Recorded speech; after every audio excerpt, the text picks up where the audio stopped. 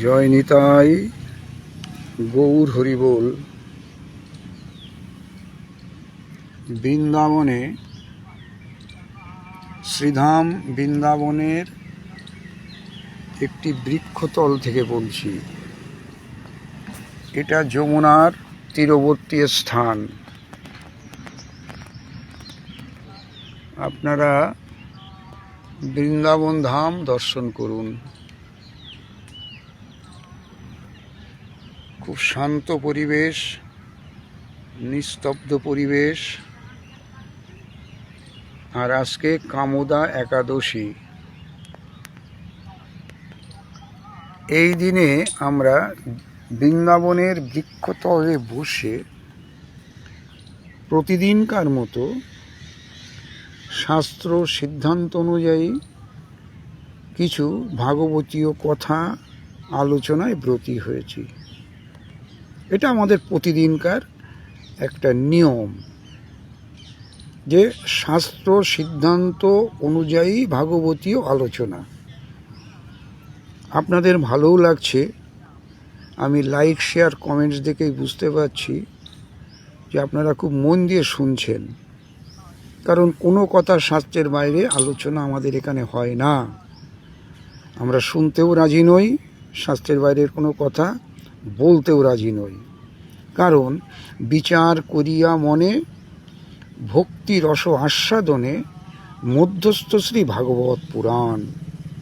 সুতরাং কোনো শাস্ত্র কথা ব্যতি রেখে আমরা কথা শুনতে রাজিই নই, বলতেও রাজি নই। কারণ ভক্তি রস আস্বাদন করতে গেলে এটা আমাদের খুব প্রয়োজন।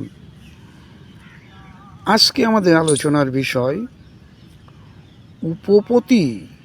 উপপতি সম্বন্ধে শাস্ত্র কি বলছেন। উপপতি সম্বন্ধে শাস্ত্র কি বলছেন, কত প্রকার উপপতি হয়ে থাকে, এ বিষয়ে আমরা বিস্তারিত আলোচনা করব।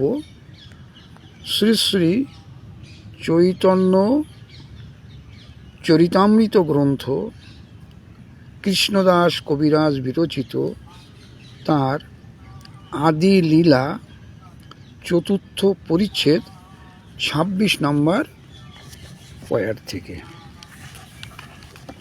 তাহলে আসুন আমরা ২৬ নম্বর পয়েরটা দেখি কি বলছেন ওখানে কৃষ্ণদাস কবিরাজ।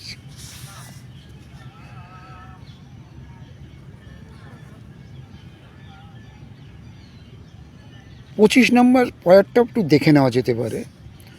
বৈকুণ্ঠাদ্যে নাহি যে যে লীলার প্রচার, শেষে লীলা করিব যাতে মোর চমৎকার।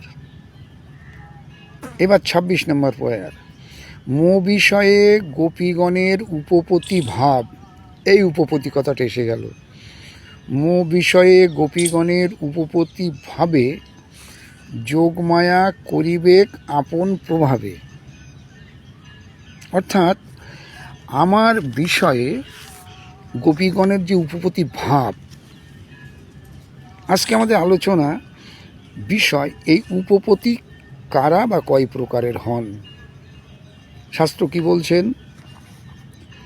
উপপতি সম্বন্ধে বলছেন যারা বিবাহ বন্ধনে আবদ্ধ নয় অথচ পরস্পরের প্রতি গাঢ় অনুরক্ত, বিবাহ বন্ধনে আবদ্ধ নয় কিন্তু পরস্পরের প্রতি গাঢ় অনুরক্ত এমন নায়ক নায়িকার মিলন হলে নায়ককে বলে নায়িকার উপপতি।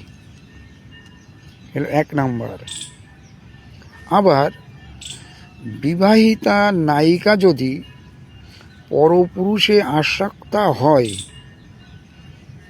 বিবাহিতা নায়িকা যদি পরপুরুষে আসক্তা হয় তাহলে ওই পুরুষকে তার উপপতি বলা হয়। এটা ২ নম্বর। কিংবা পরস্পরের প্রতি গাঢ় আসক্তিবশত যদি কোনো নায়কের সঙ্গে কোনো অবিবাহিতা কুমারীর মিলন হয় তাহলেও ওই নায়ককে ওই কুমারীর উপপতি বলা হয়, এ শাস্ত্রের সিদ্ধান্ত। তাহলে আমরা জানলাম উপপতি বিষয়ে আমাদের শাস্ত্রে কি বলা হলো। এটা শ্রী শ্রী চৈতন্য চরিতামৃত গ্রন্থ, শ্রীল কৃষ্ণদাস কবিরাজ বিরচিত আদিলীলা 4th পরিচ্ছেদের 26 নম্বর পয়ার থেকে। ভিডিওটি ভালো লাগলে আপনারা লাইক, শেয়ার, কমেন্টস করতে পারেন এবং নিয়মিত শাস্ত্র সিদ্ধান্ত সম্বন্ধে ভাগবতীয় কথা যদি আস্বাদন করতে চান তাহলে সাবস্ক্রাইবও করতে পারেন। আজ শুভ কামোদা একাদশী। আশা রাখি সবারই ভজন কুশল, সবাই আনন্দে থাকুন, ভালো থাকুন। এই অধমের প্রতিও একটু কৃপা রাখবেন, তার যেন একটু কৃষ্ণে মতি হয়, একটু ভক্তি লাভ হয়। আজ এ পর্যন্ত। জয় নিতাই, গৌর হরি বল, জয় শ্রী রাধে শ্যাম।